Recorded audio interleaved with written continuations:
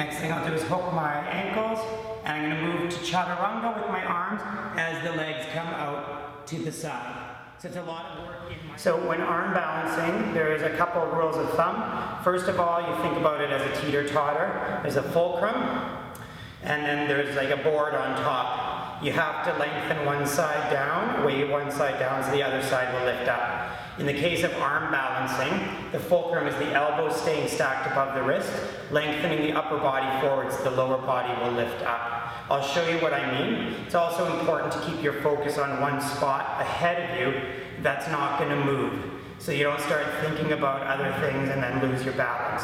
So the pose I'm going to show you is going to require a lot of side core muscles and upper body strength, as well as my focus and balance. So I'm just going to twist to my right side, hooking my left upper arm to the outside of my right thigh. And I'm going to bring my hands down to the right shoulder width and walk my toes around. I'm just going to bend my elbows and fixate my gaze on that spot that's not going to move. And then my feet will lift up. And then I can use my side core muscles to straighten my legs toward you. I'll give you a little smile.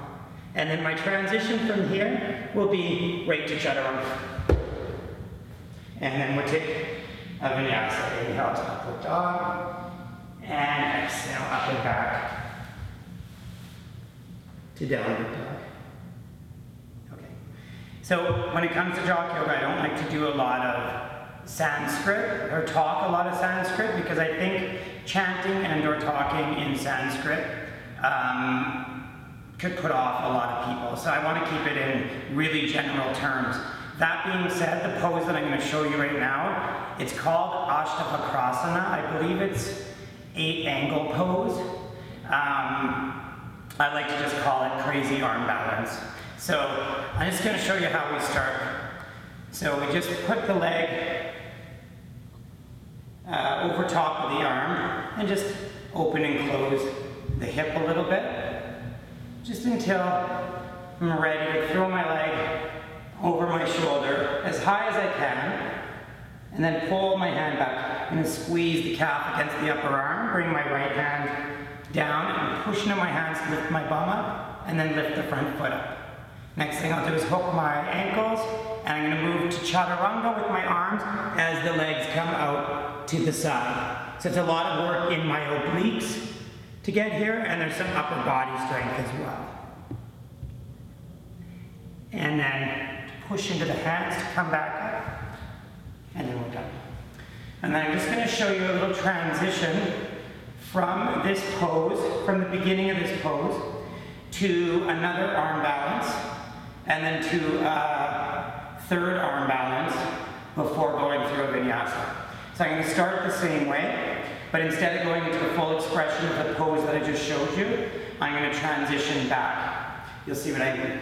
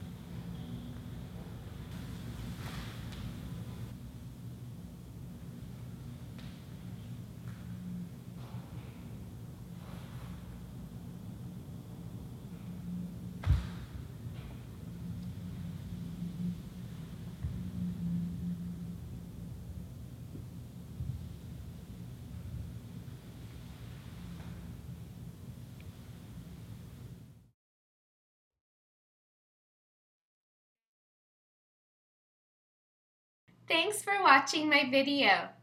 Please subscribe on YouTube and follow me on Facebook and Twitter. You can also visit my website, LexiYoga.com, for more information on the healing powers of yoga and much more.